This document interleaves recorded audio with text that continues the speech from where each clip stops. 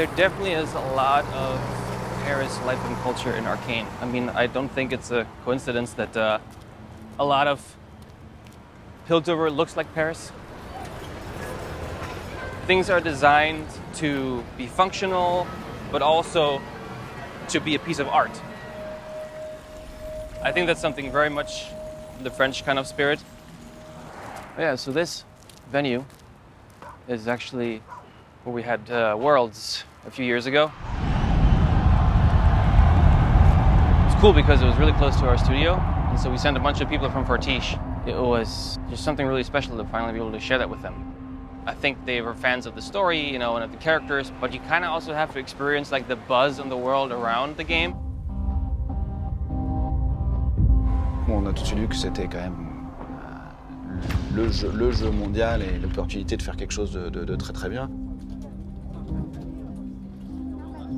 For us, Arcane was a big opportunity to show to viewers that we are not only good to make trailer and music video. Ça part vraiment d'une intention vraiment de plaisir, de passion de faire un film, enfin une série, plus que de faire du marketing. If I'm confident about that, I don't know. I hope people are gonna be surprised. I think everybody on the project is out to prove something with what we're doing. And I firmly believe that you need to find someone who's kind of willing to bleed for like this thing they're trying to make. I don't think otherwise you're gonna really be bold. Otherwise you're not gonna really have anything where you're gonna risk something. And I think you have to risk something in order to make something that makes an impact.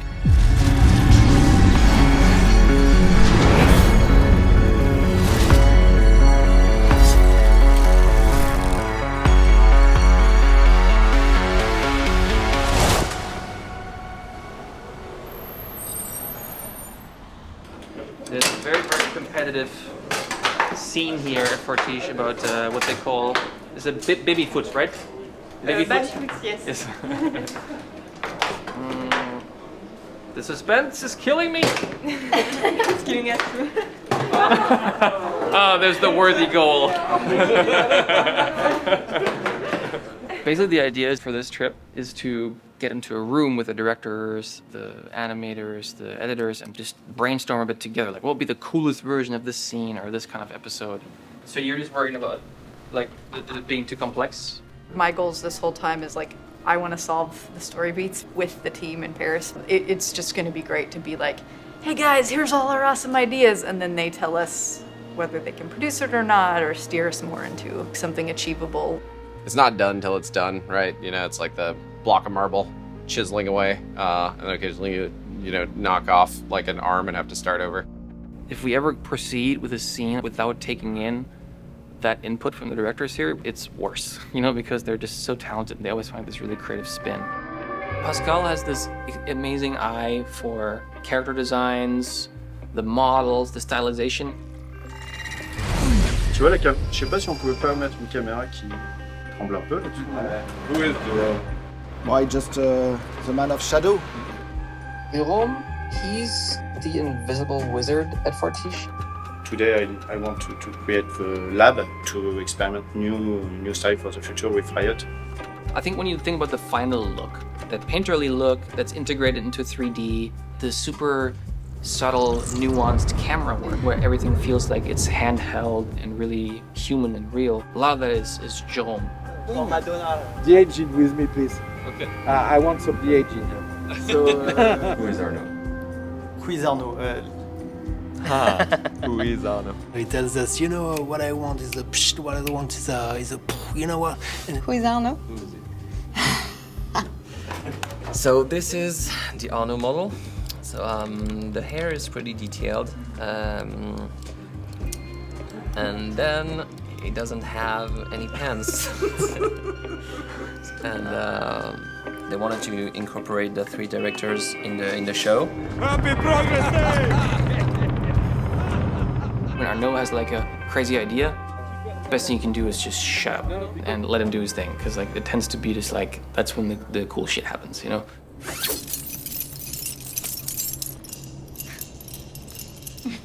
I loved that they added them as kids in there.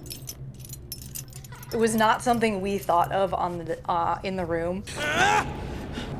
But it just added this level of emotion between them.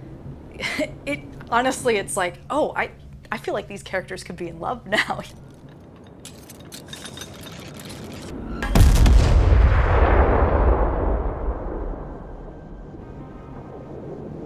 This sequence is in every way, technically, artistically, and it's I don't know how to say that, masterpiece of the whole season. Yeah. This particular image to me is just like the combination, Hextech's art and science. And I think that's exactly what I feel like the Fortiche depiction is. It is, I feel the science, I feel the power, I feel the energy, but I also feel the beauty.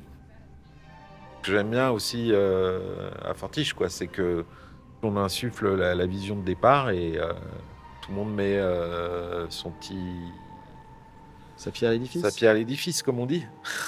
Enfin. So basically, this board is all the steps that happen in Fortiche. After we receive the script, we go to the design phase, which basically is doing design for character, props and background. En l'occurrence, ce bateau-là, il a été fabriqué par Victor. Et en fait, mettre en scène ce bateau, c'est une manière de montrer que tout petit déjà, Victor était un génie. Then everything goes in storyboard. In the storyboard department, we take the scripts and we work with the directors. We try to build something that is not there yet in the script. But there's also the editing that is working at the same time to really find the good timing for the boards. As an editor, my job is to assemble those storyboards together into what we call animatic. And then while that's happening, you're recording the dialogue with the talent. I love a good conundrum. Hammer forging is such delicate art. Shimmer is rampant in the Undercity, attacks at the Hex Gates and in the Academy Square. Yeah, but I said I already called it. You can't do... I called dibs. We get voices from the actors and then we cut them with sound effects and temp music in order to see the movie and see how it works.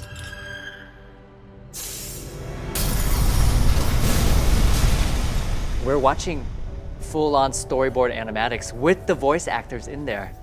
Vander learns none of this. No worries there. Powder took care of the evidence. I tried, okay? So we were able to watch the whole season from start to finish before we animated the rest of the episodes. You did this? I mean, honestly, on every aspect, we were afraid of this moment in the episode because it's not always easy to get these really raw emotional performances from really young actors. And so Mia Jeunesse, who we cast for Powder, I remember going into the VO session and being like, all right, today we're gonna make a 11, 12-year-old girl cry. Let's see how that goes. I am rolling on this. She left me. She is not my sister anymore. I remember all of us in the booth just being shocked by how good she is and just being in tears at the end of the takes. And I think we got it. Yay! I got the job when I was 10, and I'm almost 16, so it's been a while.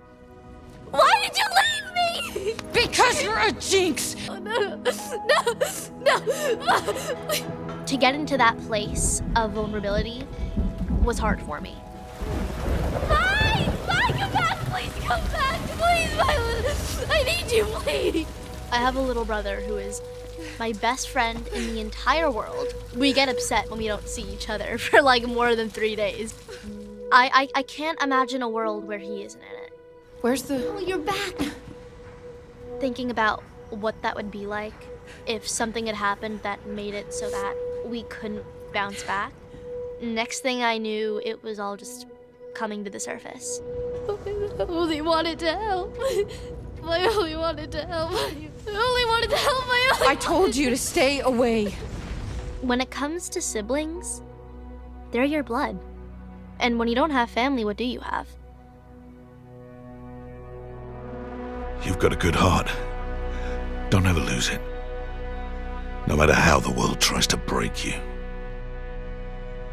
Quand on entendait les voix, on se disait ah tiens, peut-être qu'on peut avoir vraiment quelque chose de particulier, de beaucoup plus subtil et beaucoup plus profond en fait au niveau de l'acting. Et...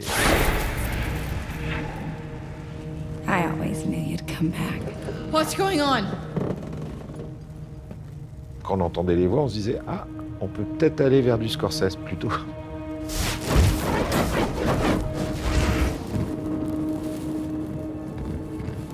All the main characters were really scary to cast because, I mean, you were not just making a new character. It was like, oh yeah, there's like, whatever, 6 years of, 100 gazillion million people who have very specific expectations and opinions about who these characters are.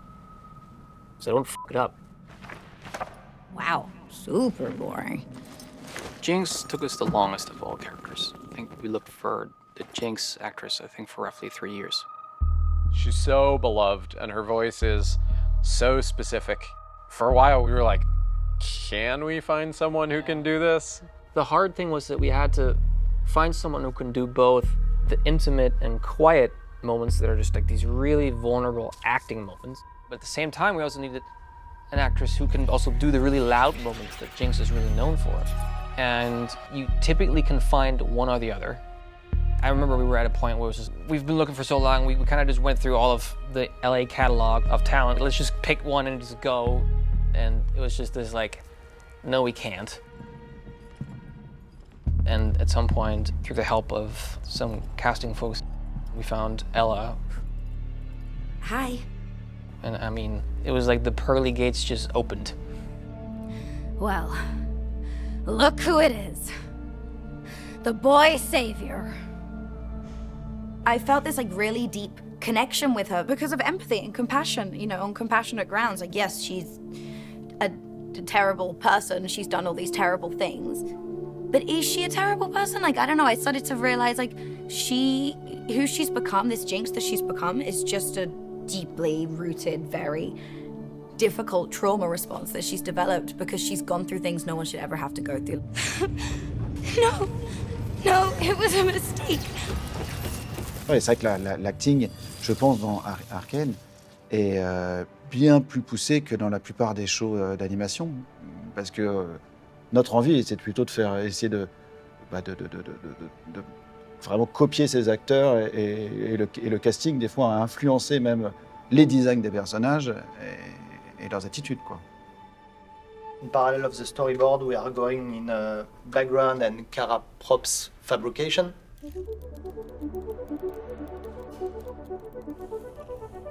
At the beginning, we work in the same time with animation, so sometimes it's difficult to know exactly the position of the character. Now we can see the 2D with a black and white. I don't paint because there is Silco. Enfin, moi, ce que je préfère, c'est l'évolution des personnages dans les histoires, et elle a vraiment une évolution. Je pense que c'est pour ça que c'est mon personnage préféré. Et puis j'aime bien son côté un peu folle, et en même temps, elle n'est pas si folle que ça. Pas si méchante. Ouais. So we've got designs, and from there, we just build it in 3D. Yeah, it's very simple to explain. So here we made the Atlas Gauntlet, and the most difficult part was there is a lot of tiny parts who work together. So before it gets to the rigging department, we have to be sure it works first. Like all the tiny pieces, you see here. So it was engineered precisely to work like that. So it's a part of the fun, but it's part of the headache too. It's actually really fun to create like all those intricate pieces, like the leg and the feet of Victor, all those weird metallic parts blending with the body. This was the design for the hands. Then I modeled something like this, and then I gave it to the texture department, and they painted it so it looks like that.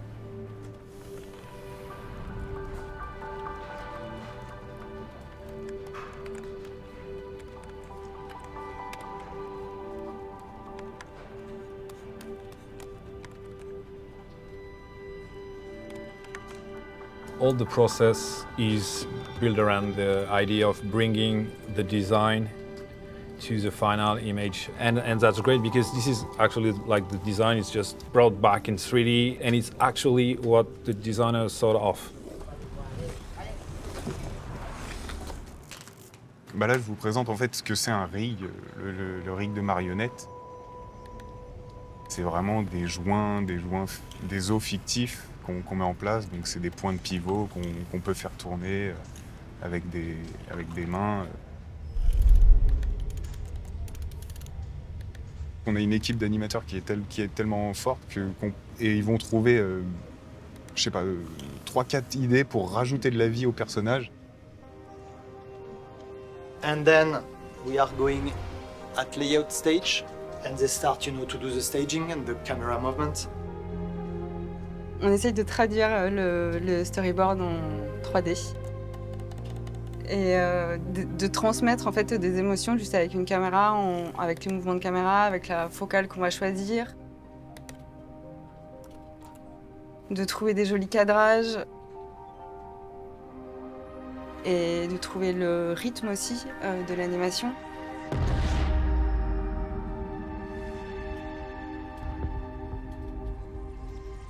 And then it goes to animation.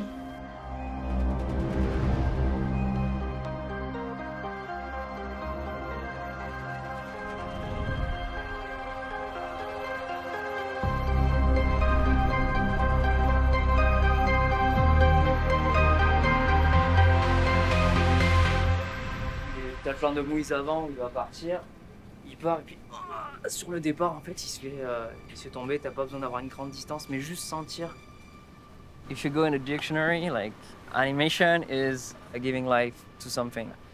Being animated, it's just like get the passion of something as well. And us, we are like the puppet master, the puppeteer.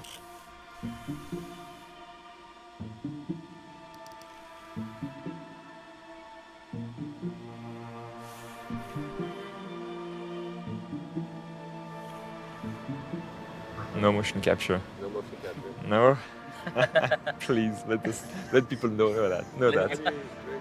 Why not? Well, motion capture is used when you want to have some realistic animation, and only that. Look out!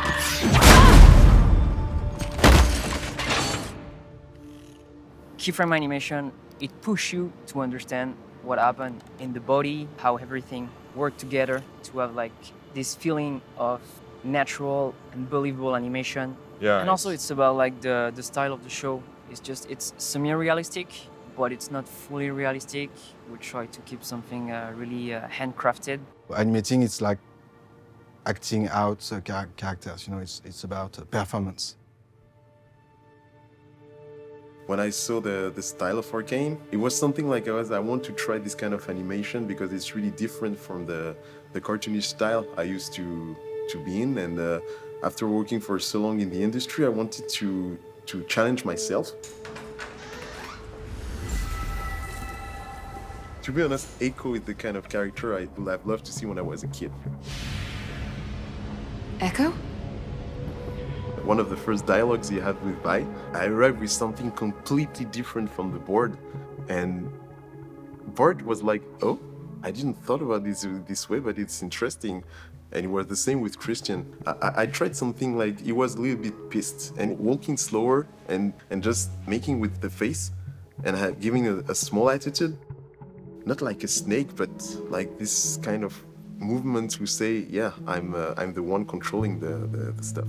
So remember like a shot like that, the animator, when he was assigned the shot, did shoot himself in order to get some references. And that what gives us the realistic look and the live action feel. We do work a lot with references. We go in the reference room, we shot ourselves, we try to pretend and be the character and be in the right emotion. Why aren't you playing with the others? Why aren't you playing with the others? But the video reference is really something that helps you capturing something natural.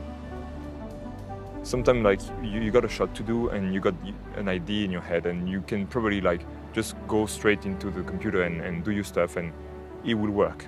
But if you go in a ref room, you start recording yourself, you may end up having like some like little accident that you do that can be really interesting. And you're like, okay, that's pretty cool, let's dig into that.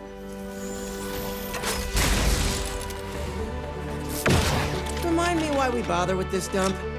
How can I say no to such an auspicious offer? You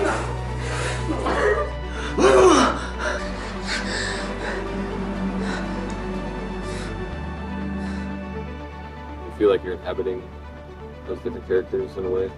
Well, you have to. When you see 1 second of an episode, like an animator spent a day on it. So if you work on an expression, on a feeling, on a shot that lasts for 1 second, you're gonna spend a day having that feeling in your mind, like try to reproduce it. It's not rare to have like you go around the animation department and you can see like people like doing like Yeah. like there's just this space where you're just like acting that's the common thing in animation, really. Yeah. I really wanted to be part of this sequence particularly. Like there was a lot of crazy sequence, but this one was the one for me. Yeah, and yeah. When I heard that I was working on it, I was like, it was like a dream. Like, and I was really happy because I had the slow motion moment, and I had the opportunity to work with my son to make the movement of Echo young. He's 9 years old, almost 10. We came here to shot the scene where Echo is running slowly in slow motion. Yeah, it was so cool to share that with him. It was like a moment, father and son, and I hope he will remember all his life.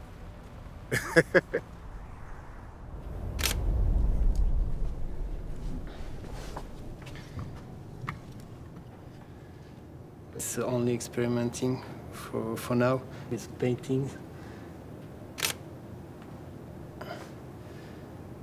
It's about to be tested. For the glitches, we draw them directly on the computer. And for this one, we are searching for another kind of process, more realistic. 2D effects are very specific at Fortiche because, you know, it's a Fortiche trademark, you know, doing 2D effects and CG animation. They're just like traditional animators doing FX frame by frame. Donc ici, on a le pouvoir que Jace crée avec son marteau. And drawing, frame by frame, and layers by layers. But sometimes it's very difficult to follow the camera movements, which are very interesting. This kind of shot is really difficult to do because the camera is a little bit hard to follow. I think I worked something like 3 weeks on it.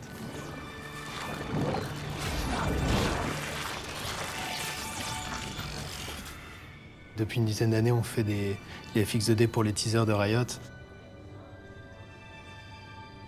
Sur le teaser de présentation de Jinx, donc qui s'appelle Get Jinxed, on a découvert le style Fortiche. I have this feeling all the time when I'm watching something in progress and I'm like, we get to the animation phase and I'm looking at the animation, I'm like, how are you gonna make this better? You know, how is this scene gonna feel more immersive? You know, how are they gonna possibly, you know, level this up? When everything is done, animation, background, simulation, 2D effects, we render it and we composite it. We come at the end of the process and basically we'll take all of what the other department has created and then we put it together. Because the background is paint, there is actually no light used for the characters. We have to adapt the characters to the background. So when we see like a red light on Sevika and it's changing for a green light when she is going further, actually, technically, nothing is there. We have to create everything from the background, from what we see in the background. So yeah, we go from here to here.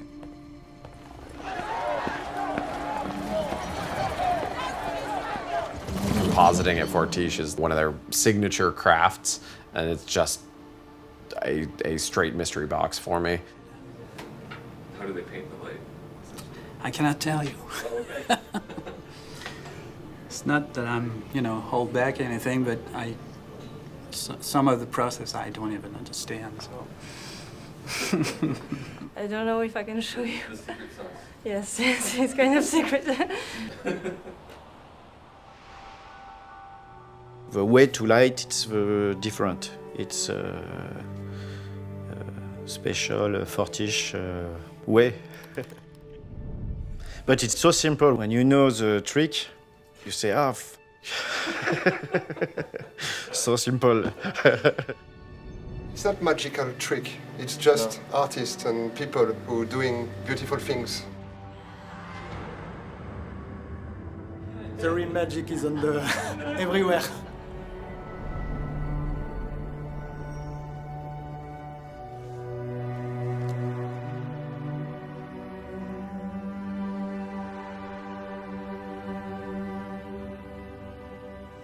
Because of their handcraftedness and the paintery look, it gives us this timeless look that I think even when the technology evolves, that this will still feel lasting. In the same way, I think I can go back and watch like the Disney animation like Bambi or, like Cinderella, and it's timeless. It doesn't age because it's handcrafted.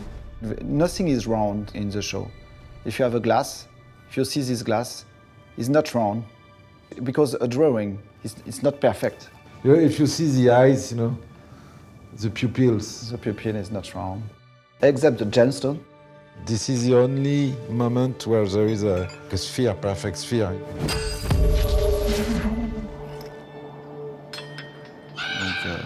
Et l'idée un peu, c'est d'avoir chaque image, comment dépasser la qualité que peut produire un dessin animé 2D classique. Et ça, la 3D nous le permettait.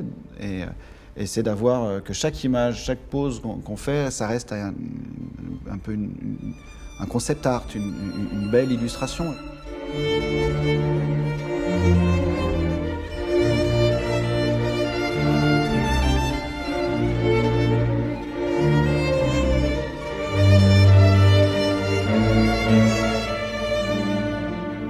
There's just storytelling happening at every phase and every level. Alex on the other side of the ocean. Good morning. Good morning. So Ray, I think that was a great first read. Can the second violins play that a little bit softer? I've never worked on a show before where the musicians are such an integral part of everything. These are like this is the music team, so they wrote all the songs. They've been spending, 3-4 years on the music for this show? Like, every TV show, sometimes you get 3-4 weeks for an episode to do music. I would say that Arcane is all the muscles that we've grown as a company in the music-making craft combined. I really believe that what we're doing with music in Arcane Season 1 has never been done in entertainment, period.